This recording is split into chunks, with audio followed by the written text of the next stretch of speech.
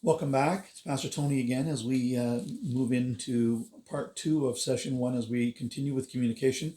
I hope that you got something out of that first part. Right now, there's a couple of things that I want to focus on as we wrap up this last part or the second half of this. And the first thing is I want to talk about what is called the wheel of experience and what we do with what has happened to us in the past. You may notice that there are maybe triggers for your partner. There are certain things that something happens and you go, wow, that was a overreaction, or where did that come from? And again, we're talking about things that have happened in our past. And so here's what happens with us. Sometimes it can be something we see, it can be something we hear, it can be something that we smell, and it actually can transport us back to a different place in time. It takes our feelings and our minds back to something that has happened. And so, but what we have to do with that is we have to decide what we want to do with that. Everything that happens in our experience, we filter that through our past history. So that's why, for example, some people are afraid of some things and others are not. Perhaps something happened as a child and we're afraid of small spaces, or we're afraid of spiders, or we're afraid of different things where others are not. A lot of that is based on our experience. Now, that doesn't mean that we're stuck that way. We need to start deciding that we're going to take charge of those emotions. You see, when we filter through that past history, we interpret those events. We can choose to interpret that. Some things we go, oh wow, this is going to hurt me. We interpret it that way because of our past history, and so there's a feeling that results from that. Feelings are what they are. They're not good or bad. They just are. So you may, for example, find yourself frightened in a situation. You may find yourself defensive in a situation. You may find yourself angry in a situation. And really, if you looked at things in a clear way, you would be going, I shouldn't be angry, or I shouldn't be fearful. This doesn't make any sense, right? So the feeling that comes out of that doesn't have to be based in reality. It can be based in something that has happened to you and something that you've created in your mind. So that's where we have to decide what we're going to do with that. We have to know what we intend to do with our feelings.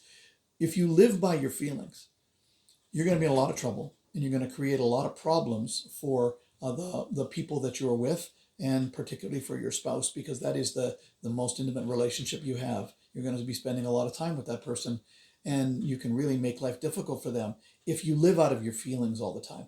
So you've got a choice to make. And this is where it comes down to it, because ultimately your behavior is a choice. You can say, well, I felt this way and I reacted. Well, no, you felt that way and then you chose to do something. So your behavior is a choice. What I want to encourage you to do is take the time when you're dealing with this stuff, when you're having those moments, and take the time to think about where it's coming from, process it a little bit, count to 10 if you have to, so that you don't respond to the person than reacting. What I would encourage you to take a few seconds so that you can act deliberately and not react. It will probably save you from a lot of grief. Okay. In fact, the Bible talks about words and how words are like arrows. Once you say them, you can't get them back. And so even in a moment of anger or fear or frustration or whatever it might be, when we say something, it hurts. If it's the wrong thing, it can hurt the other person, and we can't get those words back. You can apologize, and maybe you can make it somewhat better, but really you can't get words back, and ultimately those things add up over a period of time. So just wanted you to I want to touch base on that. We're going to move into a part here where we're talking about our temperaments, or our personalities, and this is a very important section. We all have a basic temperament. If you've taken any psychology, then you've probably taken some of this in school. However, I'm going to use the old school version because I'm old, and I'm going to talk about the old names for the different personality types, of different temperaments. And I think it's important for us as we talk about communication to get to know each other a little bit through this. So here's what I'm going to challenge you to do. I'm going to describe the basic personality types, the temperaments, and I'm going to invite you, as we're doing this, to be thinking, which one is my partner? Which one is my spouse or my fiance? Which one are they? And then at the end of this session, I'm going to invite you to pause it, and we're going to have you go ahead and then talk about it, compare notes, and see if you agree with what your partner has concluded. By the way, there are no good personality traits, or I mean, no good personalities or bad personalities. We are what we are. The temperaments just are. But it helps us to understand ourselves and to understand our partners and learn how to best adjust our own selves or ourselves to our partners. So I'm going to talk about this now. We're going to look at, first of all, the two extroverted temperaments. Um, and then we're going to look at the introverted personalities or temperaments. And the first one is the sanguine. Now, this person is the life of the party. That's their basic style. They are, their strengths are this: they are talkative, they're outgoing, they're enthusiastic, they're warm, they tend to be people, they're personable, they're friendly, they're compassionate, and they're carefree. They love having fun. They love being around people. Their weaknesses are that they can be weak-willed. They like to please people, and they want to please people, sometimes too much. They can be unstable, so they like to move from thing to thing because they get easily bored. They're undisciplined for the same reason. They can get restless. They want to move. They want to do different things. They want excitement. They can be undependable for that reason as well. They can be egocentric because they want to be involved with people and they want people to like them. So a lot of times it can be about them. They can be loud. They can be exaggerated. They like to tell stories. And if a good story is getting a good response, a bigger story will get a bigger response. They like to have people like them. And they can also be fearful because they don't want to lose the people around them. They care very much about how they're seen. Their emotional needs are this: they like it. They need attention, they need affection, they need approval, and they need acceptance. The second extroverted personality is the choleric. Or that's the term that I will use anyway. The choleric is the born leader.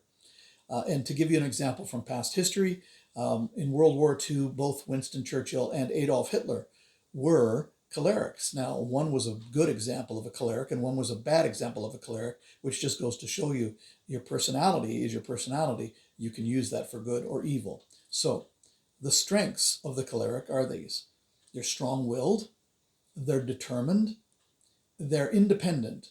They will get things done whether they have anybody with them or not. They're optimistic. They believe that they can do it. They're practical and they're productive. They do make things happen. They're decisive. You don't have to ask them twice. They will make up their mind in a hurry and tell you what they think. They're a leader and they're confident. Now, their weaknesses are they can be angry and cruel if they don't get their way, particularly. They can be sarcastic because they believe that they're right. They can be domineering. They want to take charge. They can be inconsiderate for the same reason. They can be proud because they are right a lot of times. They can be self-sufficient, which can be a negative trait in this sense. They don't need anyone, and so they kind of push others out. They can be unemotional because they focus on the task at hand and not necessarily the people around them. And they can be crafty. If they don't get things done this way, they will find another way to get it done. Now, their emotional needs for this temperament are that they need a sense of obedience. They need people to listen to them. They need appreciation of their accomplishments. They need to be appreciated for who they are. They need a credit for their ability. That's the choleric. Then we move into the two extroverted temperaments. And the first one is the phlegmatic. And the phlegmatic is known by one word, and that is whatever. In other words, for them, they're just easy to get along with. Whatever you think is important is fine, okay? So their strengths are that they're calm, they're easygoing, they are dependable, they're efficient, they're conservative, they don't like a lot of change, they're practical, they're diplomatic, they like to get along with people. They have a dry sense of humor. They're not going to be the one out there telling the joke, but they're going to be one throwing in the one-liner, the dry sense of humor that gets a laugh, but they're not going to be the one that's out front. And they're a reluctant leader. It's not that they can't lead. It's just that they don't really like to lead. They'd rather let somebody else do that. And then we have their weaknesses. The weaknesses are they can be stingy. They can be fearful because they really don't like to be out there. They tend to be afraid of public speaking, for example. They can be indecisive. They don't want to make decisions. They'd rather have somebody else make them for them. They can be spectators in life. They can tend to step back and watch others do things. They can be self-protective that way. They can be selfish because they don't want to put themselves out there. And they can appear to be unmotivated or lazy because they're not so focused on stuff. They will do things, but they need to be told what to do. Now, their emotional needs are that they need a sense of respect. They need a feeling of worth. They need understanding. They need emotional support, and they need harmony. They need peace. If things are chaotic and crazy around them, it really bothers them. Now, the melancholic is the final introverted personality, and this is the gifted one. This is the person who is the artist, the musician, the model, the person who really is a designer, those kinds of things. And their strengths are that they are very gifted, and it's very clear they can do things just naturally that others can't do. They're analytical. They can take things apart and put them back together again. They're sensitive. They're in touch with feelings, not just their own, but others around them. They're a perfectionist. They care very deeply about how things are. They want it done right, and they're aesthetic. They care about how things look. They want it to be just so. They're idealistic. They're loyal. If they're your friend for life. And they're self-sacrificing. They will give whatever it takes. Their weaknesses are that they can be self-centered because they're so in touch with their emotions. They're moody for the same reason. Sometimes they get deep inside themselves, especially with the creative stuff, right? It drives them deep inside themselves. For that reason, they can be negative sometimes. They can be theoretical, too much focus on what should be working and not the reality that it's not working. So for that reason, they can also be impractical. They could be unsociable because sometimes they just need to get away. They need time alone. They can be critical because they have such a high sense of what should be and perfectionistic tendencies. They can be revengeful. If they're hurt deeply. And they can be rigid. They really don't like change at all. They like things just the way they are. Sheldon, if you're familiar with the Big Bang, is a melancholic. Emotional needs for these people: they need a sense of stability. They need space. They need silence sometimes. They need sensitivity, and they need support. So these are the four basic temperaments. Now, what I'm going to encourage you to do is take a few moments and shut this off for a moment, pause this, and talk to each other. What do you think the partner that you have, what do you think that they are in their personality? And then go back and forth a little bit. And then what I want you to do is to talk about, how do you think you guys blend? Do you think you blend well together? And then we'll come back and we'll follow this up. Okay, so now here's what I want to talk about is, how do the personalities work together?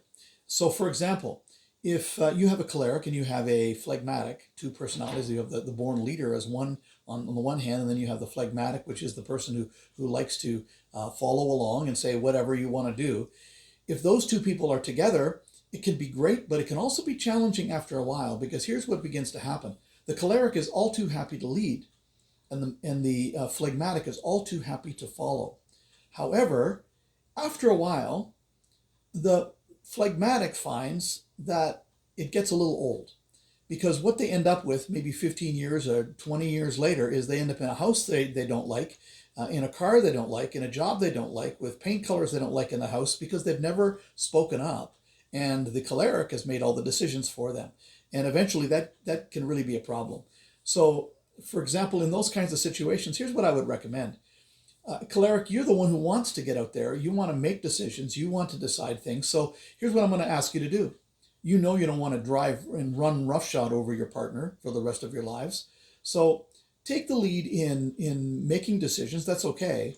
But do the hard work of the preparation in advance, and allow your partner some decision making in that process. For example, let's say you're going to paint the kitchen. Rather than you just deciding, why don't you take 10 options and boil them down to 2 that you like, and then take them to your partner, who is the phlegmatic, and say, you decide, which of these 2 would you like? And a phlegmatic won't have a problem deciding between 2 things. What they don't want to do is decide between 10. That will drive them absolutely crazy. So what you have to learn to do is to learn to understand, first of all, your partner's temperament, and then learn how to work with that. Learn how to give them what they need to survive. And this goes both ways, by the way. And just so you know how personalities will work, I like to do it like this, that picture these person representing each of these personalities or these temperaments driving in a car. And as they're driving down the road, trying to decide what they're going to do for lunch. The sanguine will be talking through the options, saying, well, what would you like to do? We have all these different choices, and they're running down the list. And then you have the melancholic, the gifted one, who is basically breaking down and analyzing all these different options. They're saying, well, we could go to Wendy's because Wendy's has salads as well. If you want to go sit down, we could go to Montana's. Or if you want to go to Harvey's, they have great hamburgers, and you can walk through the whole list of different things that the options are. The phlegmatic is saying, well, guys, it doesn't really matter to me. Whatever you would like to do is fine. The choleric is driving the car, and they're pulling into the restaurant of their choice. Okay, that's the way the personalities work in real life. And so it'd be interesting. In fact, you might want to just think about this as in your whole family. What are their personality types? How do they function? And maybe it gives you a little bit of insight as to how to work with them. Now, I want to do one last section, or one last section of this, and we're going to talk really quickly about weapons. And we're dealing with communication. And sometimes you're going, well, what in the world are we talking about with weapons? Well, we pick up our weapons when we feel insecure. And so the challenge for us is we are all insecure in different ways. In fact, the Bible is very interesting in how it talks about marriage and the directions it gives to husbands and to wives and how to treat their spouse. Because I think that there are basic needs for men and women. And I ask these questions oftentimes when we're sitting in a couple session, and I'll ask, what do you think the basic need of a man or a woman is? And usually we get all kinds of different answers. And very often some are right, but very often they're wrong. And once we walk through this, they go, oh yeah, that's actually very true. So let's take some clues from Paul as he's writing, Apostle Paul, as he's writing in the book of Ephesians, and he's writing to spouses. He's talking about the marriage relationship, and he says to husbands in particular, he says, husbands, love your wives as Christ loved the church and gave himself for her. And so what he's basically saying is, for you husbands, what your wife needs from you is love. And I ask women what their greatest need is. And most often that greatest need is this. Their greatest need is to feel loved, to feel like the other person cares about them, loves them for who they are, feels like they are beautiful, believes that they are beautiful and lovable. And that's the greatest need. Now, interestingly, the Bible then goes on to say, it doesn't say necessarily, now wives, love your husbands like this. It says, and wives, see to it that you respect your husbands. And for a lot of men, you see, the greatest fear for that man, for most men, is that they don't have what it takes. And what they really need from their spouse is belief. They need a respect from them that tells them, hey, listen, I trust you. I believe in you. I know that you can make that. And for every man that I've talked to, when I look at them and I say, is this what you need from your spouse? They say, absolutely. So for example, if you've had a fight the night before and the husband goes to sleep and what he's thinking about is, I don't think she believes in me. She thinks I'm a loser. She doesn't think I can do this. He doesn't even want to get up out of bed in the morning. And guys will acknowledge this. That's true. Now, if she does believe in him, if she acknowledges him, if she has faith in him, he'll bounce out of bed in the morning and he'll go do whatever he's got to take care of her. And conversely, if a woman actually believes that her husband would go to the wall for her, would do whatever it takes, would self-sacrifice to love her, to demonstrate to her that he loves her, she will do anything. She'll follow him. And the reason for that is because that's how we're wired. Now, the reason I wanted to talk about that really quickly is that that's kind of the trigger for most of our fights. And most of our fights are about the same thing, really. It's that we've been hit in that most sensitive area of us, in our insecurity. So for a woman, it's about oftentimes how she looks, how she feels about herself. And for a man, it's usually about his work and his capability as a man, about doing what it takes to lead and to supply and provide for his family. So what happens when we are feeling insecure, when the person someone has kind of touched at our insecurities, well, that's when we start to pick up the weapons. Now, let's talk about that real quick. What are the weapons that we often have? And here's another thing that we're going to look at. I want you to take some time after we're done this section. I want you to think about what I'm saying. Identify your spouse's or your fiance's weapon of choice. Okay, what do they most often use? If you've noticed, when you're in a fight, when you're in an argument, we're going to talk about this afterwards. I want to let you talk about it, but here we go. The first one is anger and explosion, and this weapon, we get threatened, we get the hot feeling in the back of our necks, we get a little tight, our face may turn red, we might move forward, we start talking louder. And the whole point to that is we're trying to shut down this conversation. What we're saying with that action is, I'm done talking here and you need to stop or else. In fact, in the worst cases of this, it leads to violence. You have people who cannot control their emotions and their anger boils over and it turns physical. Okay, I'm hoping that that's not happening with you. And if that's happening in your relationship, you need to get some help before you get married. And you might consider not getting married, to be honest with you, if that's happening in your marriage. That needs to be corrected right away. The second weapon is tears. Now, tears are not always a weapon, but when the tears are used for manipulation, they are. So when they're crocodile tears and they're simply designed to get the other person to see things your way and to change their mind, like, for example, when you start crying and they go, okay, fine, that's manipulation, if that's what you're trying to do, okay? The next one is silence, the silent treatment, and it can manifest itself in many ways. Sometimes it's like, I'm just not going to talk about this, we're done. Sometimes, talk to the hand because I'm not listening. Sometimes it is the cold shoulder and basically saying, listen, don't come near me, don't touch me, I don't want to have anything to do with you. And the whole point is this: until you see things my way, the honeypot's closed. Don't talk to me. Okay, don't touch to me. I'm not going to come. Don't touch me. I'm not going to come anywhere near you. And so we're shutting down emotion. We're shutting down affection. Then there's criticism and sarcasm, that we start talking down to the other person. We start cutting them apart with our mouth, with our tongue. We're sarcastic. We're taking them down. It's a weapon. We're trying to win at all costs. And then there is the comparison game. And we start, because we're trying to deflect from the real issue at hand. We don't want to talk about this anymore because now we're feeling sensitive. So now it's like, well, you're just like your mother, your sister, your brother, your father, or whoever it is that we want to compare them to. And it puts them on the defensive. And now they've got to defend themselves and say, no, I'm not like that. Why would you say that? And all of a sudden now we're not talking about what we were talking about. Now we're talking about something else.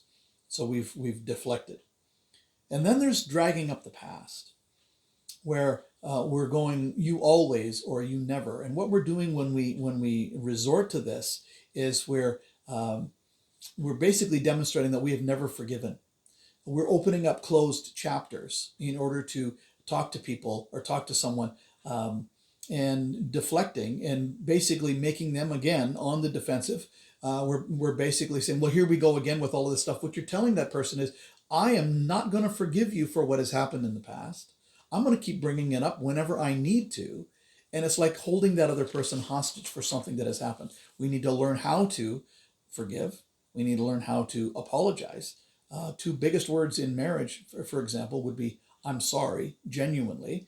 And three words in marriage are really important: and I forgive you, and meaning it. Okay. So I want to encourage you to practice that, by the way. There's a couple of others I want to just run through. One is gunny sacking, and gunny sack is just another word for something you store things in, a bag.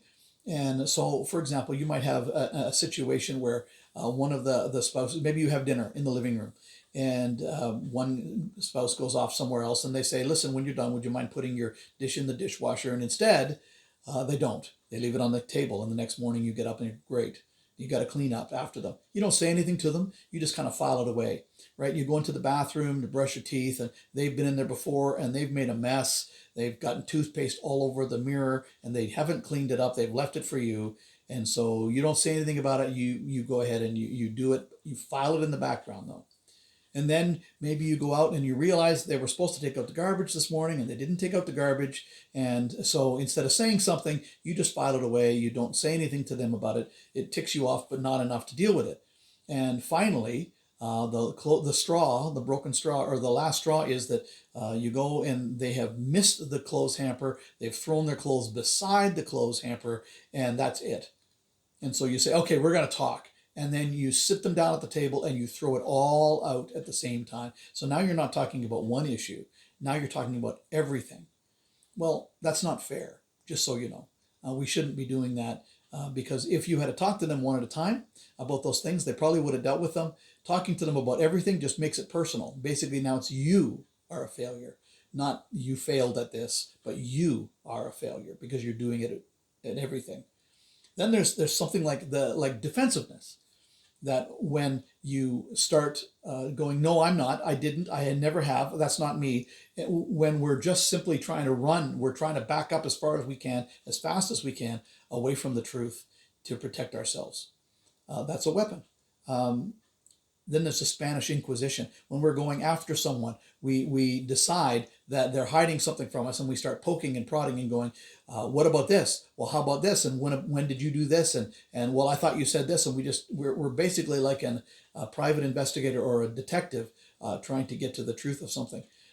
That demonstrates that there's a loss of goodwill in the situation. Now, here's why I wanted to bring those up. Our weapons are brought out when we're threatened, and they're not about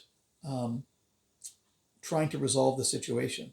They're about winning or losing. So I want you to take a minute, and I want you to talk to your spouse about what are the weapons that you use?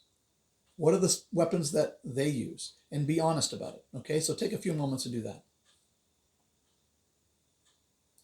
Okay, now, just as we wrap this up, and we're going to close this session off with this, I want you to understand something, that when we pull out our weapons, basically we're going for the nuclear option.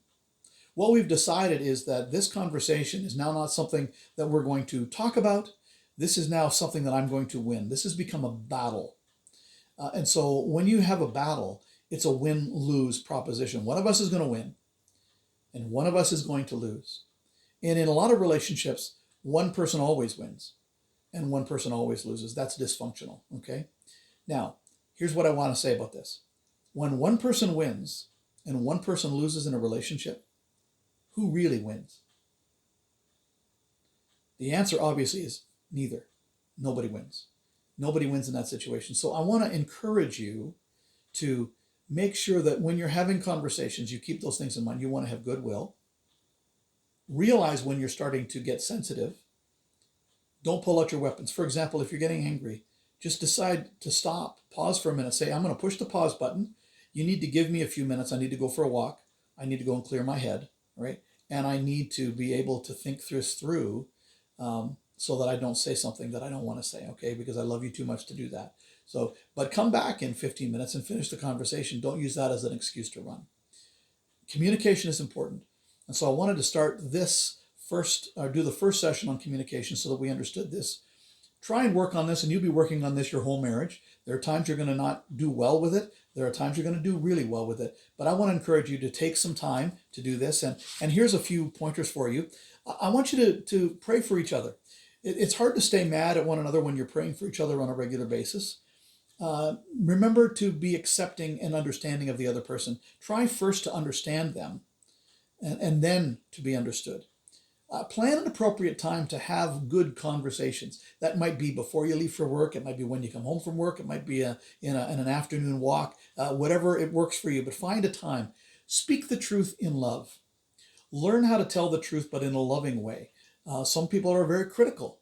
If you have a critical spirit, you need to learn how to change that. You need to learn how to let that go and speak the truth in love. The other person can tell if your motivation is true. Don't lose your temper. If you find yourself doing that, count to 10, do something, get away from the situation for a little while, and come and re-engage when you have control. Allow for reaction time. When it's a very serious conversation, give the other person the opportunity, okay, to chew on it for a little while. Okay, don't just assume they can jump right through. You've been processing it for a while. Maybe they haven't. Commit the problem to God. Again, pray about it. That's always something that I would say is a key. Here's some 4 principles really quick. The last step to improve communication. Accent understanding, not talking. Remember, communication is a meeting of meanings. So you want to make sure that you're being understood and you're understanding them. Develop common interests. Do some things together. Even if you're different personalities and you don't like a lot of things together, find a couple of things that you can do together. It gives you something more to talk about. It will develop your relationship and sharpen your sensitivity.